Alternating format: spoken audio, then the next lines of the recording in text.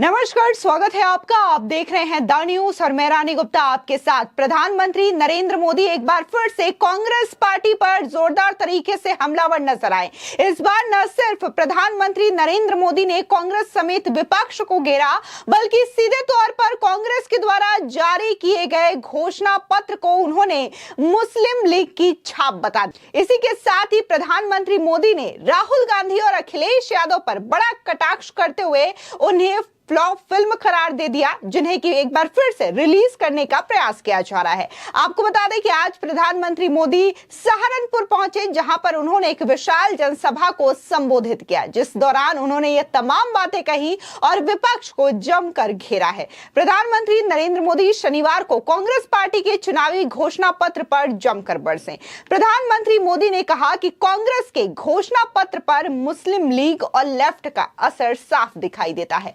पश्चिमी उत्तर प्रदेश के सहारनपुर में जनसभा को संबोधित करते हुए पीएम मोदी ने कहा कि कांग्रेस के घोषणा पत्र में वही सोच झलकती है जो सोच आजादी के समय मुस्लिम लीग की विचारधारा में दिखाई देती थी। प्रधानमंत्री मोदी ने कहा कि कांग्रेस के घोषणा पत्र में पूरी तरह से मुस्लिम लीग की छाप है और इस तरह से देश के साथ वो वादा करके वो धोखा कर रहे हैं। प्रधानमंत्री मोदी ने यह भी कहा कि कांग्रेस के घोषणा पत्र पर मुस्लिम लीग की विचारधारा ही नहीं, बल्कि उस पर वामपंथी सोच भी पूरी तरीके से हावी है। प्रधानमंत्री मोदी ने कहा कि इस घोषणा पत्र में यह साबित हो गया है कि आज की कांग्रेस भारत की आशाओं और आकांक्षाओं से पूरी तरीके से कट चुकी है। पीएम मोदी ने सहारनपुर में जनसभा को संबोधित करते हुए राहुल गांधी और अखिलेश यादव पर भी बड़ा कटाक्ष किया।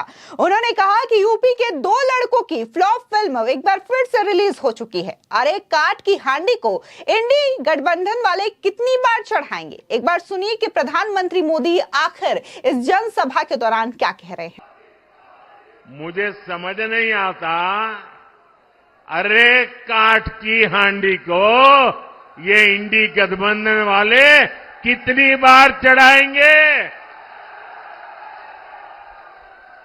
साथियों, कभी जिस कांग्रेस ने आजादी की लड़ाई लड़ी थी और कैसे बड़े बड़े दिग्गज कांग्रेस के साथ जुड़े हुए थे, महात्मा गांधी का नाम जुड़ा हुआ था, लेकिन आज देश एक स्वर से कह रहा है, आजादी की लड़ाई लड़ने वाली वो कांग्रेस तो दशकों पहले ही समाप्त हो चुकी है। अब जो कांग्रेस बची है उसके पास ना देश हित में नीतियां हैं और ना ही राष्ट्र निर्माण का विजन। आपने देखा होगा, कल कांग्रेस ने जिस तरह का घोषणा पत्र जारी किया है, उससे साबित हो गया है कि आज की कांग्रेस आज के भारत की आशाओं, आकांक्षाओं से पूरी तरह कट चुकी है। कांग्रेस के घोषणा पत्र में वही सोच झलकती है जो सोच आजादी के आंदोलन के समय मुस्लिम लीग में थी। कांग्रेस के घोषणा पत्र में पूरी तरह मुस्लिम लीग की छाप है और इस मुस्लिम लीग वाले घोषणा पत्र में जो कुछ हिस्सा बचा खुचा रह गया, उसमें वामपंथी पूरी तरह हावी हो चुके हैं। कुल मिलाकर कांग्रेस इसमें दूर दूर तक नहीं दिखाई देती है। ऐसी कांग्रेस 21वीं सदी में भारत को आगे नहीं बढ़ा सकती। आपको बता दें कि प्रधानमंत्री नरेंद्र मोदी आज सहारनपुर में रहे। एक हफ्ते में दूसरी बार वो वेस्ट यूपी के मतदाताओं से सीधे रूबरू हुए। एक तीर से कई निशाने साधने में महारत के चलते मोदी न सिर्फ लोकसभा चुनाव में जीत का मंत्र समर्थकों को दे रहे हैं, बल्कि आसपास के राज्यों की लोकसभा सीटों को भी साधने का काम किया है।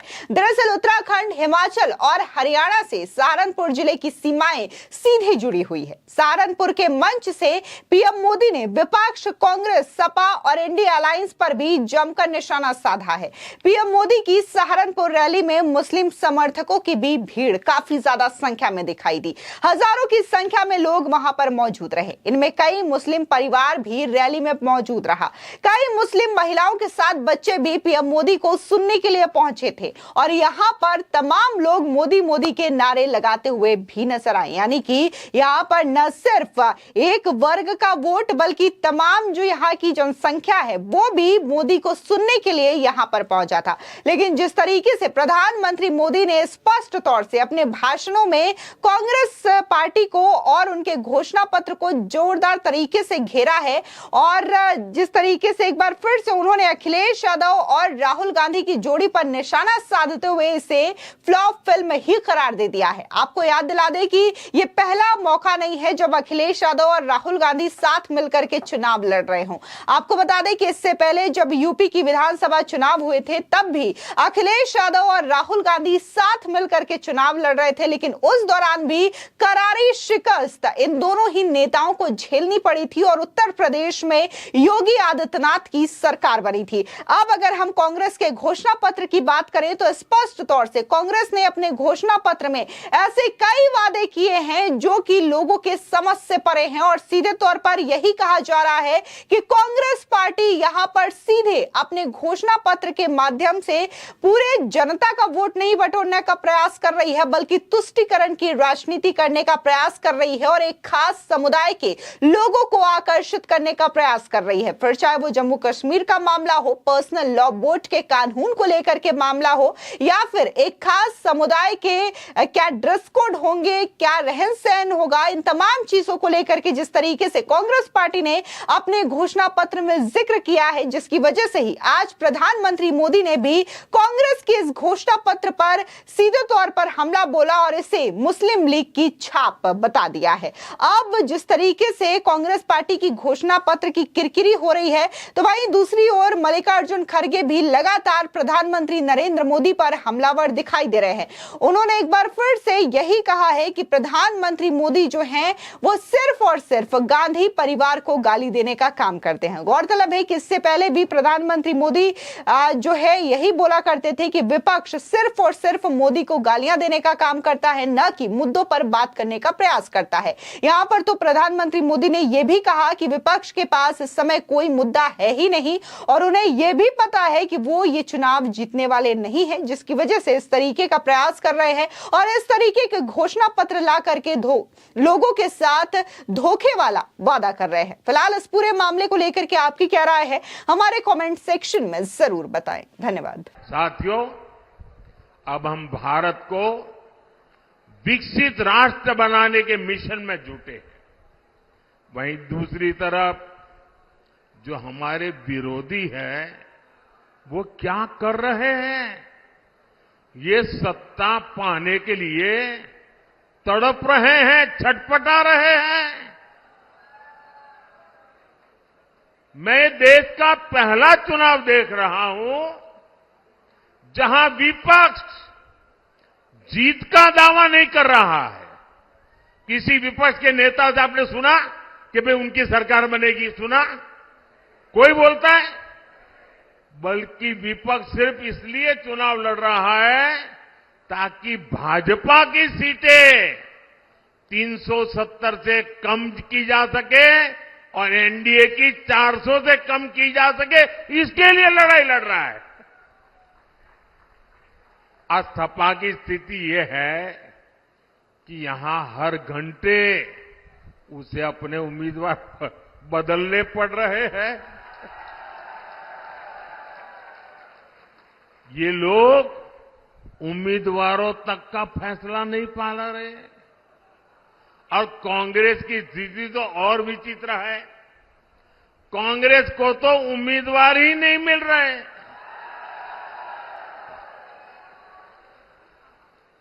जिन सीटों को कांग्रेस अपना गढ़ मानती थी, वहां भी उसे उम्मीदवार उतारने की हिम्मत नहीं हो रही है। मैंने तो देखा कुछ जगह पे जिसको उन्होंने उम्मीदवार घोषित कर दिया, टिकट दे दिया, उसने दूसरे दिन वो इस्तीफा दे दिया।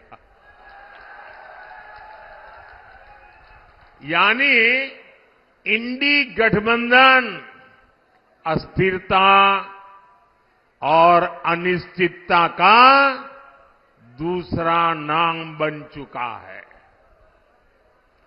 इसलिए देश आज उनकी एक भी बात को गंभीरता से नहीं ले रहा है। और मैं उत्तर प्रदेश को तो, क्योंकि यहां के लोग बहुत जानकार हैं, समझदार हैं, आपको याद होगा पुराना, यहां उत्तर प्रदेश में